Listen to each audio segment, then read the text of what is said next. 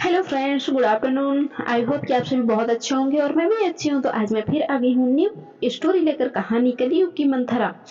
कलयुग की मंथरा की कहानी में आप सभी को बताऊंगी, तो प्लीज सभी लोग ध्यानपूर्वक सुने और सब कुछ पूरा जानने के लिए वीडियो के लास्ट तक बने रहें। तो बिना देरी किए हुए आइए हम चलते हैं उस कहानी की ओर।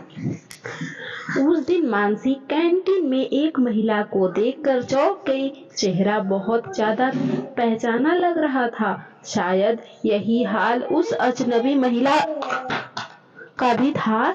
अचानक से मानसी को याद आया और वह उसके पास जाकर बोली, हाय, क्या आपका नाम शीतल है?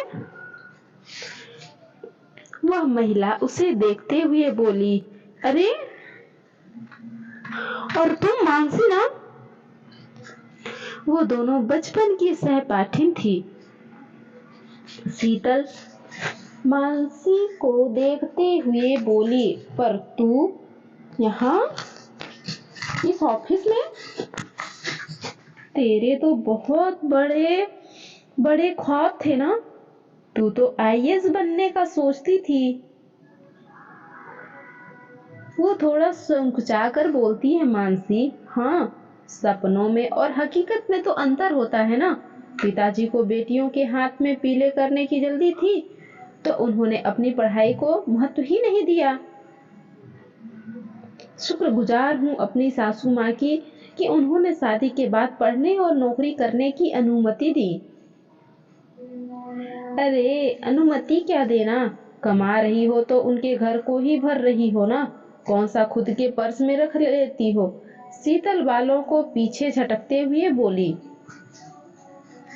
नहीं नहीं, मेरी सासू माँ ऐसी नहीं है।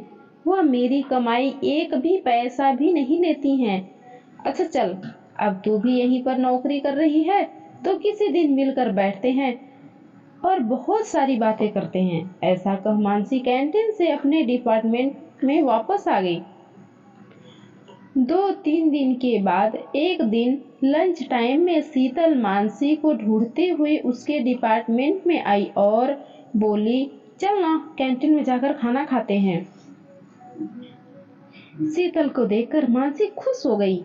बचपन में भले ही वे दोस्त नहीं थे, पर साथ पढ़ने वालों को देखकर उनसे आने वाली अपनी शहर स्कूल बचपन की सौंधी खुशबू से अपनेपन का एहसास होता है। मानसी बोली, मैं तो टिफिन लाई हूँ, आजा तू भी, साथ में ही खा लेते हैं।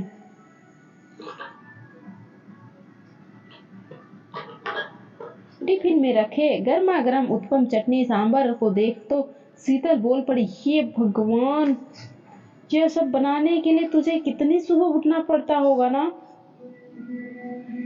मुझसे तो यह सब होता ही नहीं है। कितने दिन हो गए ऐसा घर का गर्म नाश्ता किए हुए।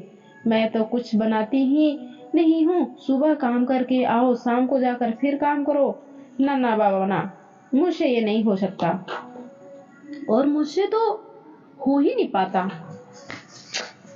तो कैसे सुबह सुबह इतना सब गर्म नाश्ता बना लेती है? मानसी बोली, नहीं नहीं, मैं नहीं, मेरी सासू माँ ने बनाया है। सुबह का नाश्ता मुझे वही बना कर देती हैं। यह सुनकर शीतल की तो आंखें चौड़ी हो गई। फिर मुंह बनाकर बोली, अरे बेचारी, तुम सासू के साथ रहती हो तब तो तुम्हें बहुत काम करना पड़ता होगा और अपने मन का कुछ कर भी नहीं पाती होगी ना। अपने मन का खाना ना पहनना, हर वक्त सास से दबकर रहना पड़ता होगा। बट मानसी उसे नकारते हुए बोली, नहीं, ऐसा कुछ नहीं है। मेरी सासू माँ तो मुझे शाम को भी रसोई में जाने नहीं देती हैं।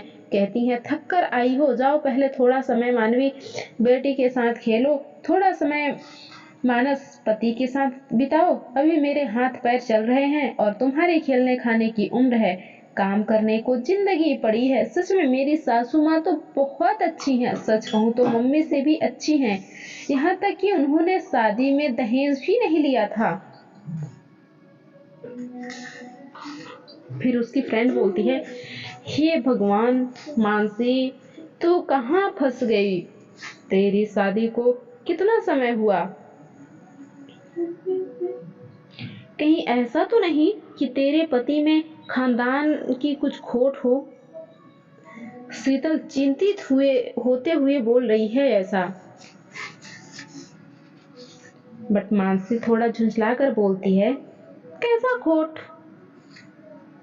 इतने सालों से तो साथ में हूं मैं। मानो तो इतने अच्छे हैं कि सिगरेट शराब तो दूर, एक लौंग तक का व्यसन नहीं करते हैं। मालूम है, मेरे ससुराल में कोई भी मांस नहीं खाता है। मम्मी पापा ने भी शादी से पहले जब मैंने इतराज किया तो बोला तो क्या हुआ, मांस खाना कौन बड़ी अच्छी बात है, तुम भी मत खाना। पर सासू माँ ने कहा, तुम्हें मांस पसंद है तो बाहर जाकर खा सकती हो, घर पर ही बनाना हो तो ऊपर छत वाले चौके में सारा इंतजाम करवा दूंगी, आप वहां से बना लेना। हाँ, तो इसे अच्छी नहीं समझदार सास कहते हैं। उन्हें मालूम था कि तू मना करेगी तो शायद तुम नहीं मानोगी, ऐसे उनके एहसान के नीचे दबकर शायद खाना छोड़ देगी।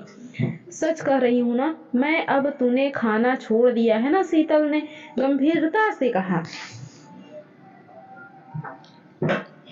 मानसी विचार में पड़ गई, क्या ऐसा हो सकता है?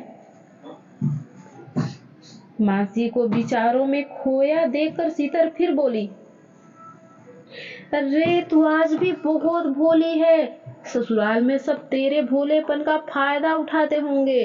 अच्छा बताओ, जीजू की सैलरी वो किसे देते हैं?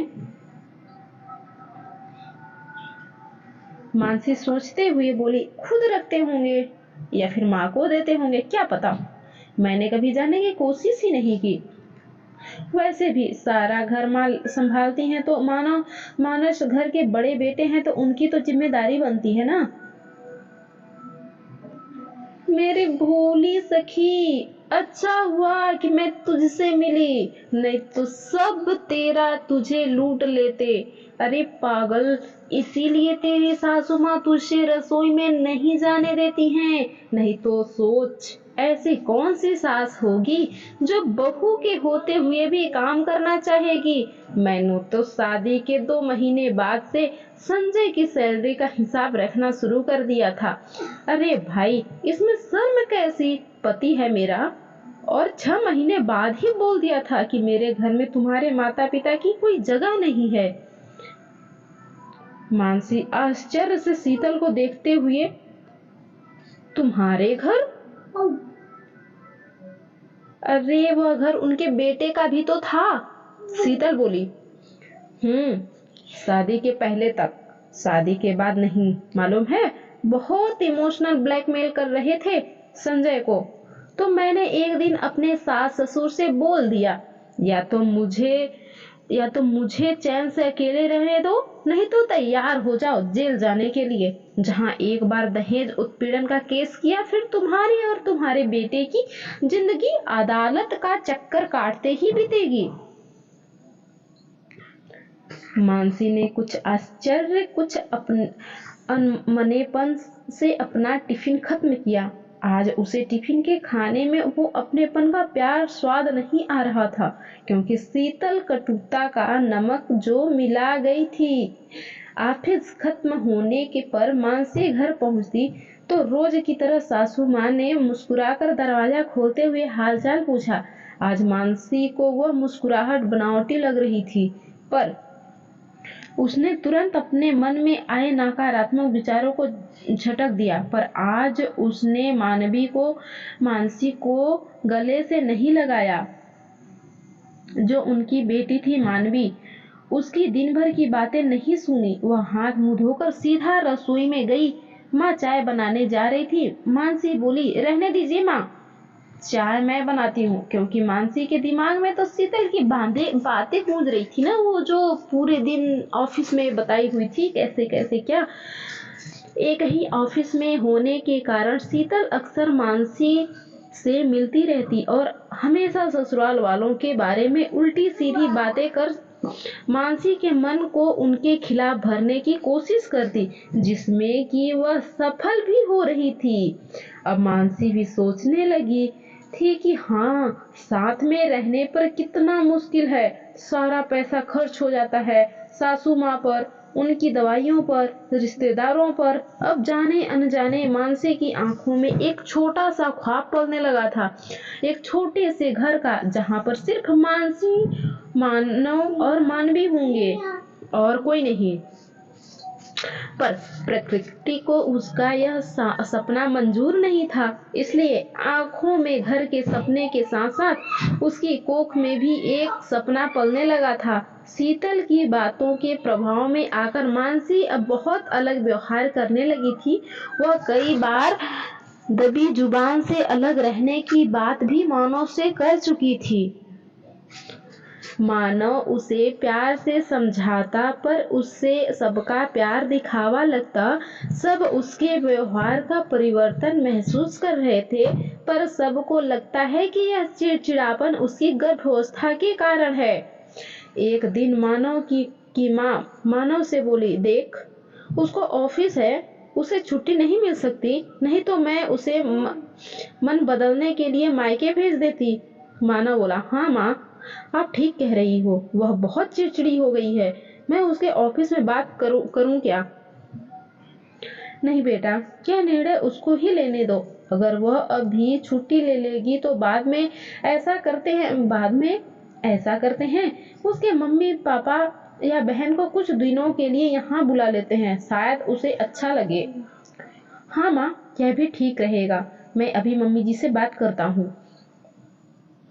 कुछ दिन बाद मानसी के मम्मी पापा तो नहीं आ पाए, पर छोटी बहन तापसी आ गई। अब दोनों बहनें आपस में गप्पे मारते कभी कभी सासू माँ भी उनके ठहाकों में सम्मिलित हो जाती। एक दिन तापसी बोली, मानना पड़ेगा दीदी, तुम बहुत भाग्यशाली हो जो इतनी अच्छी सासू माँ मिली है। मानसी मुंह बनाकर बोली, तू भी ना इनके बहकावे में आ गई। कोई अच्छी विच्छी बातें हैं, सब नाटक है, बेटे को काबू में करके रखने के लिए। इसीलिए तो दहेज नहीं लिया कि बहू एहसान तले दबी रहे। इतना कहकर मानसी तो वहां से हट गई, पर तापसी सोचने लगी, इतने सालों से सासू माँ की, ससुराल की, जीजू की इतनी तारीफें करने वाली मेरी दीदी को यह क्या हो गया? यह सारी बातें जो उसने कभी कही वह उनकी नहीं लगती। तापसी ने मन में कुछ सोचा। वह छोटी जरूर थी, पर समझदार चालाक थी। उसने सोचा, अभी अगर वह मानसी को कुछ समझाने गई तो मानसी उसे भी अपना दुश्मन समझ बैठेगी। पहले पता लगाना पड़ेगा कि मानसी को ससुराल वालों के खिलाफ भड़का कौन रहा है। रात तो जब तीनों, मतलब मानसी, तापसी और मानवी सोने जा रहे थे, हाँ भाई, साली साहिबा आई है तो मानो दूसरे कमरे में सोता हूँ, तो मानवी के कहानी सुनाने की जिद पर तापसी बोली, चलो आज मैं तुम्हारी कहानी सुनाती हूँ तापसी को। फिर मानसी को देखते हुए पूछा, दीदू, क्या अपने मानवी को वो धन और सत्तू वाली कहानी सुनाई है जो हमें मासी सुनाती थी? मासी किंचित रोष में बोली, मैंने कोई कहानी नहीं सुनाई, ये तो इसकी दादी ने ही कहानी सुना सुना कर इसकी आदतें खराब की हैं। तापसी बहुत कुछ कहना चाहती थी, पर चुप रह गई। गर्म तवे पर पानी डालने से फायदा नहीं, पहले आग बुझानी पड़ेगी। वो मानवी को अपनी तरफ खींचकर बाहों में समेटकर कहानी सुनाने लगी। मालूम है गुड़िया, बहुत समय पहले की बात है, तब ना तो यातायात के साधन थे, ना ही आजकल की तरह दुकानें और होटल। तब लोग पैदल ही यात्रा करते थे, क्योंकि घोड़ा आदि जानवर भी सिर्फ अमीरों के पास होते थे। तो लोग यात्रा पर जाते समय थोड़ा खाना या दूर की यात्रा के लिए सत्तू बांध कर लेते थे। मासी, सत्तू मुझे अच्छा लगता है, दादी गुड़ में घोल कर देती है, आम के अचार के साथ। मानवी सत्तू की मिठास में खो गई। हाँ गुड़िया, सत्तू नमक के साथ भी खा सकते हैं और गुड़ के साथ भी, और यह पौष्टिक भी होता है और बनाना भी आसान होता है ना मौसी? तापसी ने मानवी को चूमते हुए कहा, अरे वाह, मेरी गुड़िया तो बहुत समझदार हो गई है। हाँ, तो ऐसे ही किसी सफर पर दो मुसाफिर एक कुएं पर मिले। एक के पास सत्तू था, एक के पास धान। तो मासी, धान मतलब जिसको कूट कर चावल निकालते हैं, वह मानवी आंखें बड़ी करते हुए बोली। तापसी बोली, हाँ वही मेरी गुड़िया। अब मानसी भी करवट बदलकर उन लोगों की बातें और कहानी का आनंद ले रही थी। भाई जो भी हो, बचपन की कहानियां हर उम्र में